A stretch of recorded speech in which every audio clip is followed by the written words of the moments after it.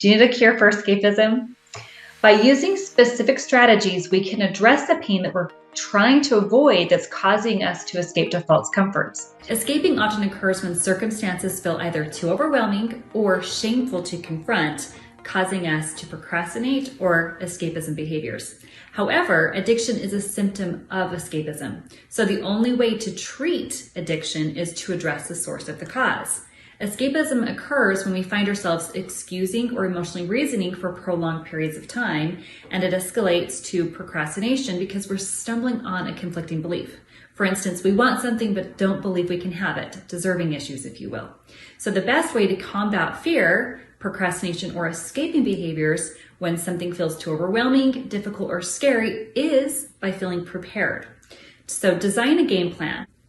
Meditation can help us internalize a step-by-step execution strategy. We can also seek others' opinions or feedback on different solutions.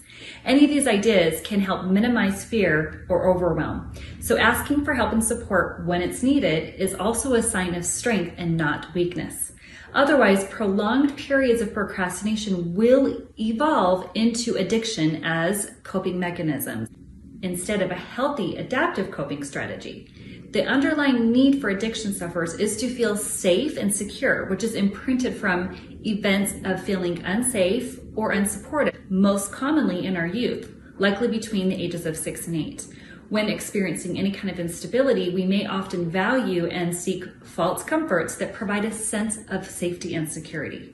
These are indicators of survival symptoms and survival issues, such as a blocked lower base or first chakra, which suggests imbalanced symptoms such as instability, whether in home, health, career, foundational, or financially.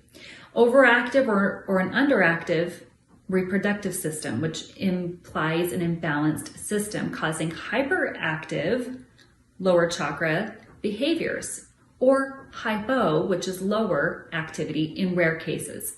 But the imbalances are an example of operating from polarity, such as hyper and hypo, passive and aggressive, and so forth. We can identify and continue to produce results from familiar patterns, therefore we can attract anything that often mimics early youth.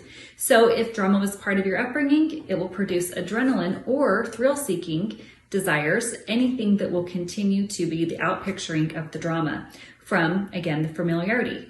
And the same is also true in abusive relationships and so forth. This is often evident in folks, even with ADD, ADHD from trauma, like risk-taking or even just operating from those two extremes.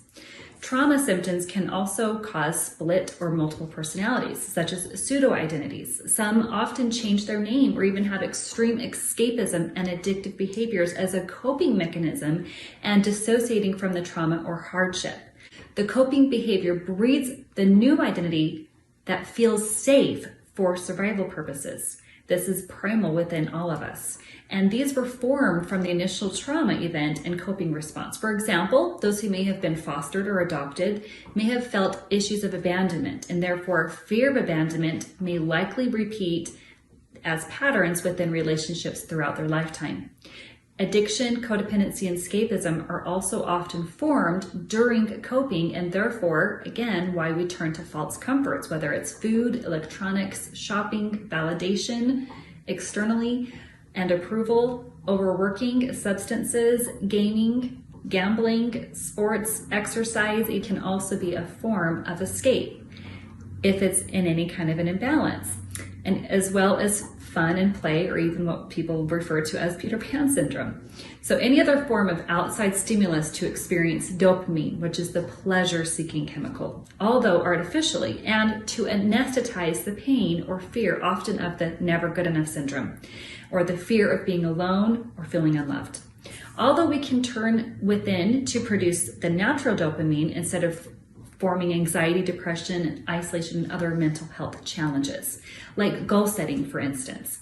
It's an excellent way to increase natural manufactured dopamine and listing daily wins and gratitude to increase serotonin and release other endorphins. Trauma, escapism, procrastination, and so forth can be indicators of the never good enough syndrome. So here's how we learned it and how we can overcome it. An initial trauma, whether it was chronic from an ongoing experience like an abusive parent, whether it was major or minor, that formed a belief, such as you can't have what you want. So you feel punished or lack believing, eventually assigning the belief that you can't have more, over time developing the not good enough syndrome, activating the confirmation bias, such as the recurring patterns that prove that must not be good enough if we feel unloved, undeserving, rejected, or unworthy when we don't receive what we want or something that we desire, such as more income, better health, healthier or ideal relationships, success, education, or a fulfilling career, and these looping rinse and repeat patterns. So, in a 7-step panacea system, it provides powerful recoding strategies. Step 1 helps us identify the blind spots. 2, these subconscious patterns and sabotage programming that's causing the never good enough syndrome. Step 2 is often missed and one of the most vital steps to ensure we don't keep going in circles, therefore repeating the same painful patterns and removing fear and shame, and we will be able to instead advance to the next stage of our life. Step 3 helps us to neutralize emotional scars and unhealed triggers with powerful reframing techniques. Step 4 will empower us so we no longer feel like a victim of circumstance and can instead be the change that we wish to see. Step 5 lends us new insight by evaluating growth and gaining new gratitude.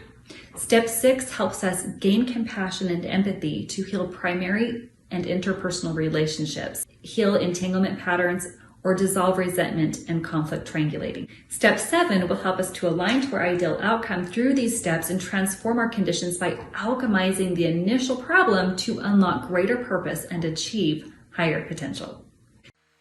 If you've had trauma, are going through major challenges, or are ready to overcome obstacles, we designed a system that helped us heal from childhood trauma and autoimmune conditions, and successfully recoded our subconscious programming and epigenetic patterns.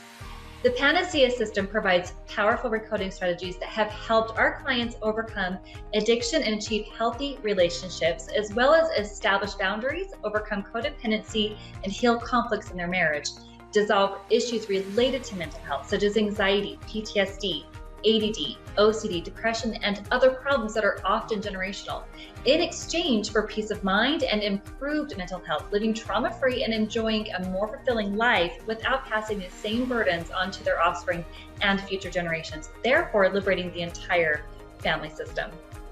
If you want a done-for-you system for your business, including workbooks, templates, and therapeutic strategies to double your revenue and billable services, with hundreds of therapeutic modalities for recovery, mental health, coaching, or wellness program, then look into this proven Panacea system for you, for your family, and for your clients.